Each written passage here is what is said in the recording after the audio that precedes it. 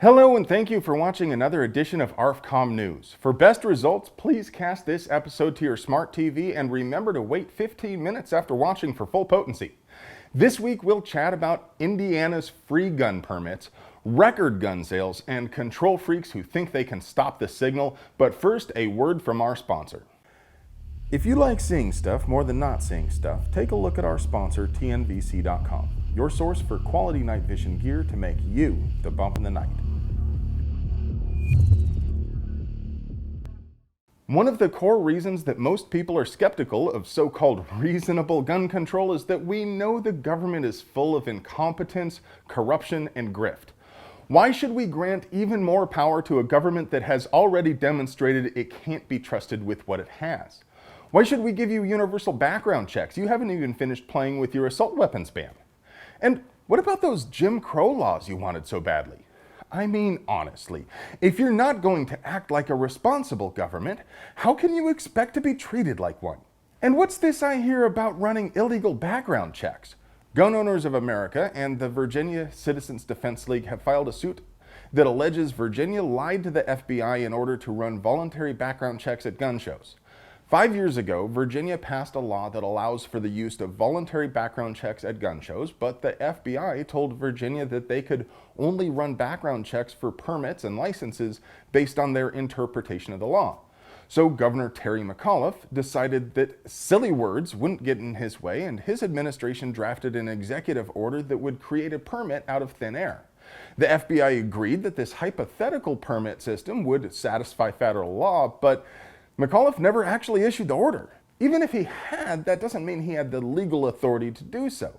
The state just started running the background checks because the law doesn't apply to these people. It's simply an instrument that they use for control. So far as I'm concerned, the state of Virginia has failed my background check and should not be trusted with anything more dangerous than a wet spaghetti noodle. And because the GOA and VCDL can't give up winning any more than Tilk could give up Tritonin, they are also filing a suit to challenge Governor Blackface's shiny new one handgun a month law. You'll remember that we reported earlier this year about how oligarch Michael Bloomberg poured millions into Virginia via his AstroTurf shell organizations Everytown and Moms in Your Area Want Action. Mark Twain once said that we have the best government money can buy, and it seems that he might have been right. But now the GOA and VCDL have joined forces with Brothers in Arms and Valerie Trojan to file a suit arguing that it is unconstitutional to ration an enumerated right. And they have a pretty good chance at winning considering the U.S. Court of Appeals struck down a similar law in D.C. a few years ago. As Dr. King once said, a right delayed is a right denied. The state can no more dictate how many guns a man can own than they can how many books he can buy at a time or how many copies of a newspaper I can print. If you're not familiar with that term, newspapers were how people used to read about news back before Al Gore invented the internet. They all went out of business because when the internet came along and sales of physical copies declined, they tried to get people to pay a membership fee to read their propaganda and disinformation online. Of course, folks realized they could get more accurate, factually correct news for free so long as they were willing to compare a few sources, and all of the papers went out of business and everyone lived happily ever after the end. If you follow this channel, you know that I am no fan of carry permits. One should not have to grovel and genuflect before the throne of the almighty state just for the privilege to buy back one's basic human rights. But last year, politicritters in Indiana passed a bill that sets the fee for gun permits to $0, and it just went into effect on the 1st of this month. In a bold move, the NRA courageously supported the popular bill, which passed 37-7 votes in the Senate and only 64-17 in the House. While it may not be constitutional carry, removing financial barriers to self-defense is absolutely critical because the very people who are most likely to be victimized are the least able to pay for the Crown's pleasure. Poor people are far more likely to experience violent crime firsthand. Spending $300 on a decent handgun is already a huge burden for some people. If the license fee costs as much as a couple of boxes of ammo, maybe they can't afford to train much. Thankfully, Indiana permits already did not require a training class. I'm not opposed to training, obviously. Everyone should try to get in a class as often as schedule and budget permits. But requiring a class in order to exercise a basic right is unacceptable. Can you imagine if the same requirement applied to free speech or religious expression? Sorry, ma'am, you can't go into that synagogue until you take a class on world religions down at the community college. Don't worry, they have them every weekend and the test is super easy. Although there are no current reports of the streets running red with blood as predicted by pro-authoritarian advocates, the situation is still developing, so if there is a wave of massacres after I record this, we will post an update in the doobly-doo. I assume there must be a coming tidal wave of violence because in addition to the free carry permits, Americans continue to smash records on gun sales. I've reported several times on record-breaking background checks this year, and June set another record with 2.2 million checks performed for gun sales, which is up 136% from the same month last year. As I've mentioned, every other time we've covered this massive increase in sales, the number of checks performed by the National Instant Check System isn't necessarily the exact number of gun sales because only one check is performed even if more than one gun is purchased, and the number doesn't reflect purchases where a concealed carry permit is used in lieu of the instant check. And the number I'm reporting is the National Shooting Sports Foundation's adjusted number, which subtracts checks and rechecks that are performed for gun-related permits such as CCW and FOID. Still, the number is a rough barometer of how active the market is, and it shows a sustained increase in gun sales, not just a brief spike. And about 40% of these sales are to new gun owners. Another number that illustrates this never-before-seen stampede of gun buying is 500. That's the percent increase in applications for a firearms owner ID card reported by the Illinois State Police.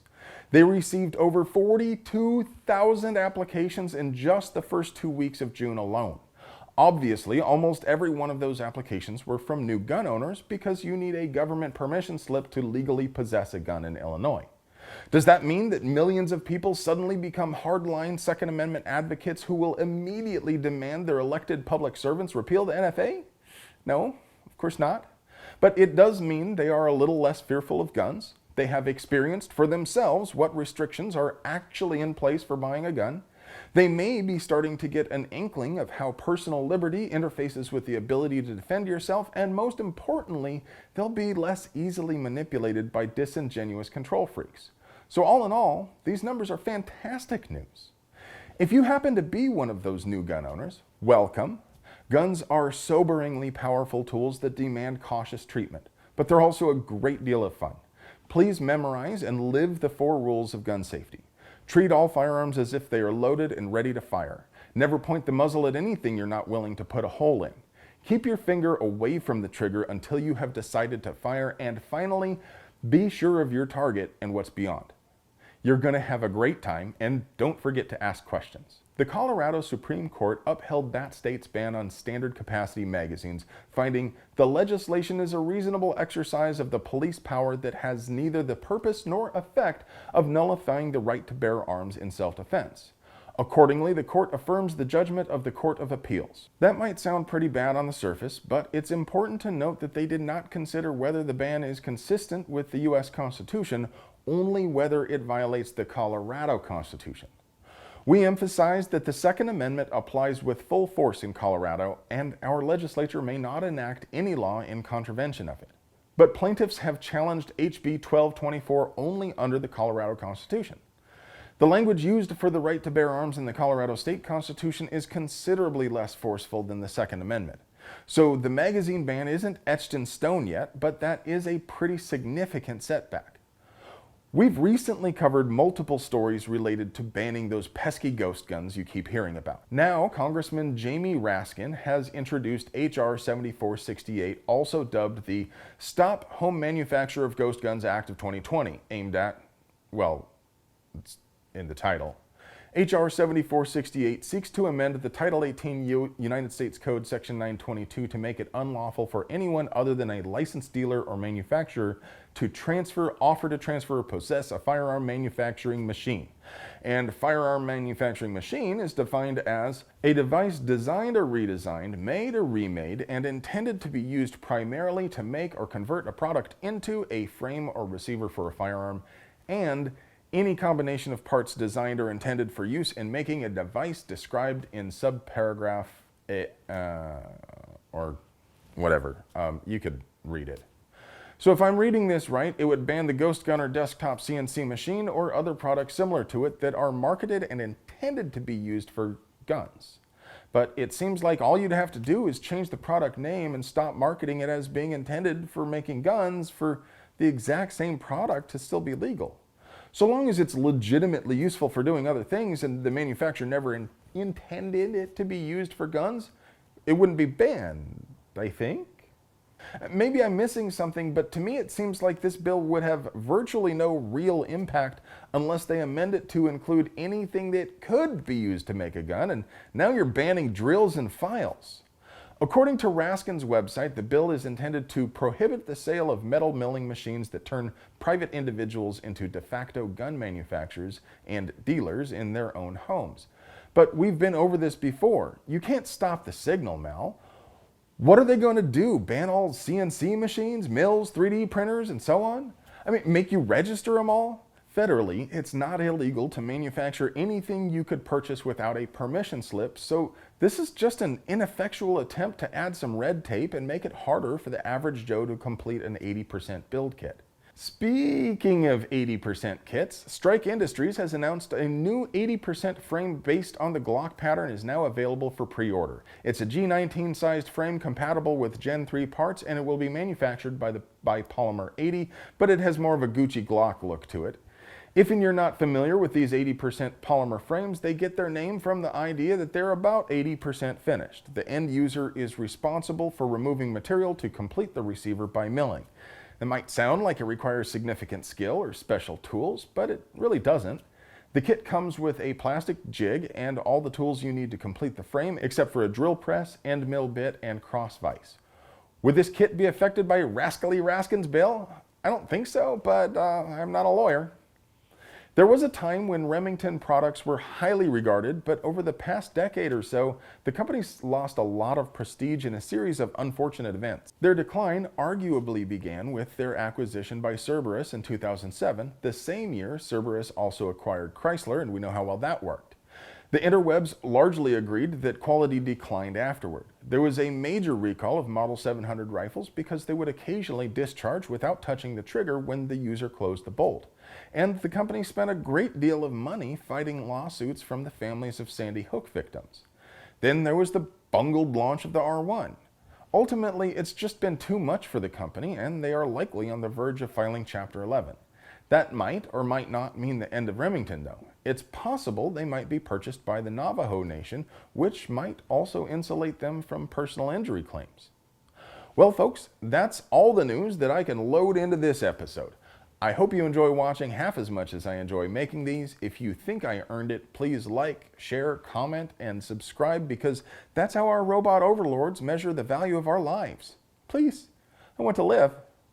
If you'd like to support us more materially, please support our sponsor. If it weren't for TNVC, our channel would be dark.